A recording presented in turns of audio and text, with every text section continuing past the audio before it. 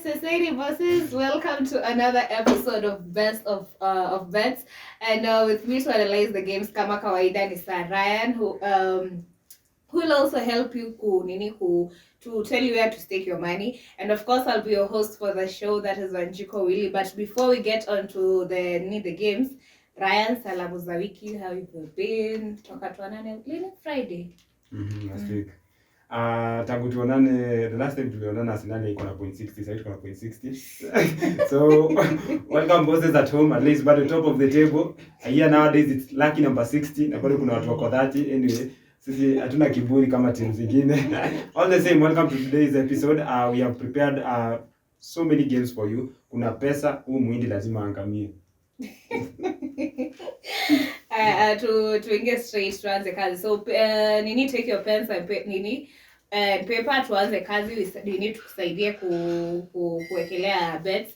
The first game yetu tunakuwa analyze as usual. I'm sure by now mmejua we analyze 10 games the Saturday, 10 games the Sunday. So the first 10 games tunafanya ni za Saturday, and the first one itakuwa ya Wolves versus Tottenham. And naona hii season they've played only once against each other. Yeah, so this is the second leg of their head-to-head in the Premier League, and you find that coming into this game, Wolves are number 15, wako na 24 points pale hivyo. Tottenham are position 4 with 45 points. You look at their last head-to-head, the last 8 games they've played against one another. Wolves have won 2. There have been 2 draws, and also Tottenham Hotspur has won 4 games. So heading to this game, Tottenham will come into this game having lost in the midweek against Sheffield in the FA Cup. It was a surprise to many because Tottenham last weekend walikuwa wamepiga Chelsea. Wolves on the other hand, they come into this game having lost in the Premier League in the midweek against Liverpool, 2-0 scoreline that it was. So heading into this game, the last 5 games of the Wolves wameshinda game 2, wamelose 2 na wamedraw 1. Tottenham on the other side, they have won 2, they have lost 3. So both teams hazijakuwa form sana, but our prediction, bearing in mind the current form and all that, Tottenham will win this game, and both teams will score in this game. So it's a GG, Tottenham win, and also Harry Kane to score. So in the last 4 head-to-heads, Harry Kane has scored in 3 games. So in this game also tuna predict Harry Kane will score. So weka Harry Kane to score, weka GG na weka Tottenham win. Yeah. Okay, game ya pili ni game ya Lens versus Lille. It's a position 4 versus a position 6.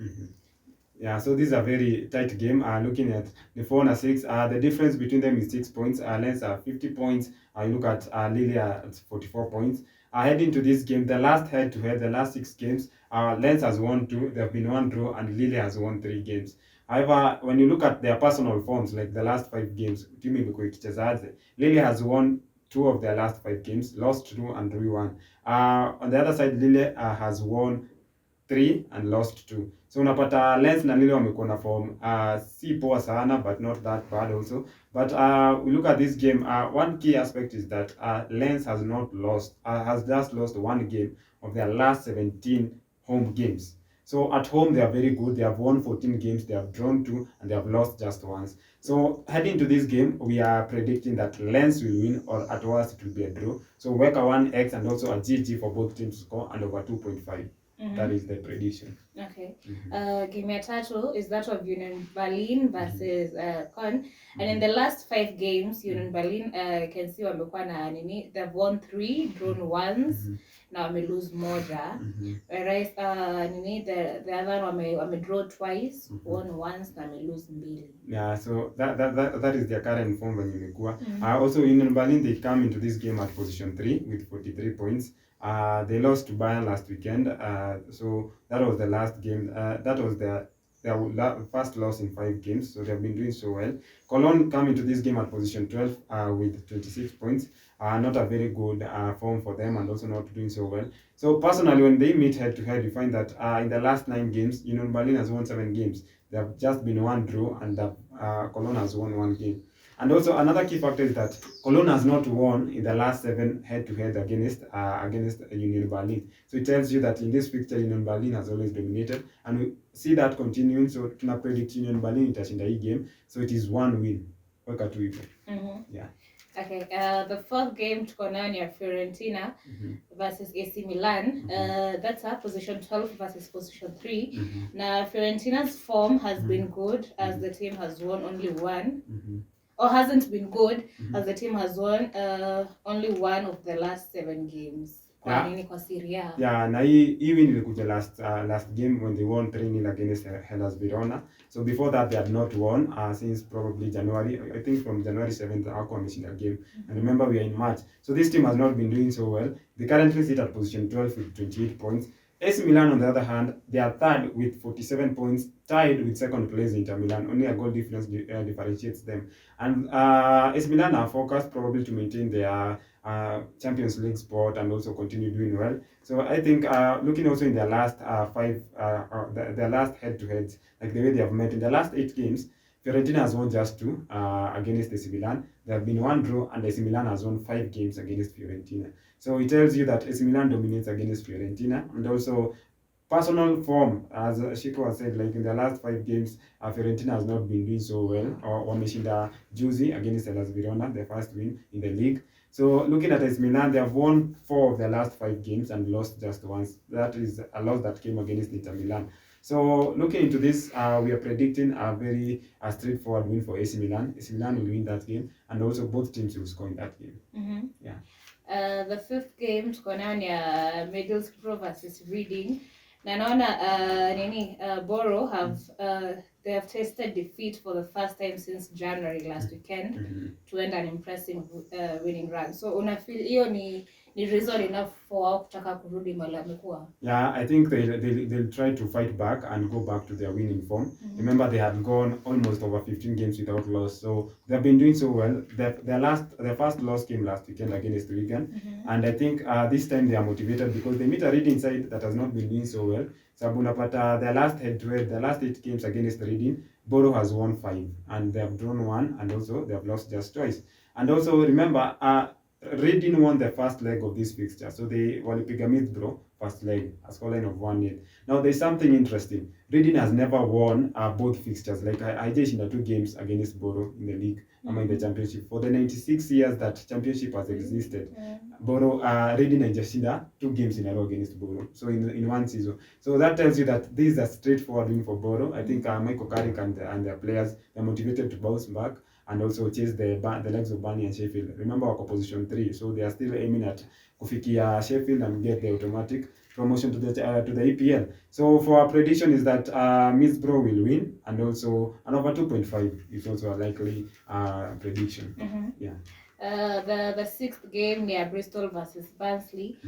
Bristol are currently at position 15 with 41 points, and Barnsley are at position 6 with 59 points. Yeah, also not a very bad game, but a very good game to place your bet on, because this game, you look at their head-to-head, they've met twice, both teams has won once, and you look at their last form, you find that Bristol has lost 3 games of their last 5, won 1 and drawn 1. Barnsley on the other side has been on form. These guys have won 4 of their last 5, just a draw in the last in those 5 fixtures. And look at this game, they come in at position 6, as you have said, with 59 points. A win for them will take them to 62 points. They'll be third in that league. And remember, they have played 3 games less as compared to those people who are at the top there. So it tells you that these guys have been doing so well, and they are motivated to come back, to be promoted back to the championship. So I think Barnsley will win that game. So our prediction is that 2 will win in that game. So wake up Barnsley Kicho. Yeah. The 7th game is that of Twente versus Heerenveen. And at home inaonekana Twente wamekuwa kinini, goal scoring form yao iko sawa. So are they unaona ki-maintain this time?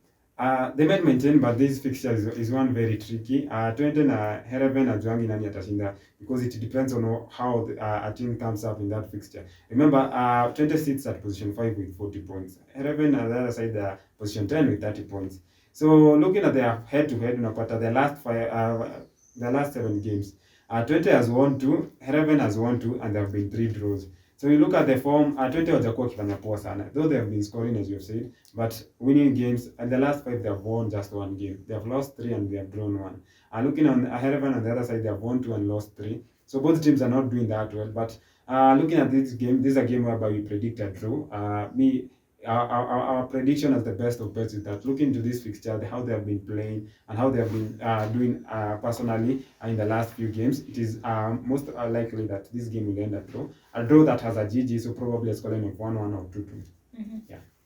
The eighth game is that of Chavez versus Porto, Mm-hmm. and the last head-to-head matches, Porto has won 4 and drawn once. Mm-hmm. Yeah. So in the last head-to-head, Chavez by the way hasn't won in the last 5 games against Porto, as you've said. So these guys have not been on form against Porto. And remember, they sit at position 13 with 26 points. Porto on the other side are second on the log. They are looking to fight for the title, catch up with the position one. And you see, currently they are second position with 51 points. So looking at their form, also they have lost just 2 of the last 5 games. That is Porto, and won 3 of them. Chavez on the other side, they have drawn won one, and lost 3. So pia hawajakuwa na form poa.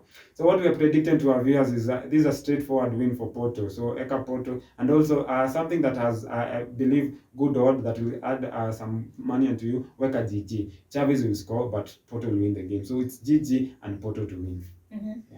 The next game tuko nayo ni ya Luzern versus Basel.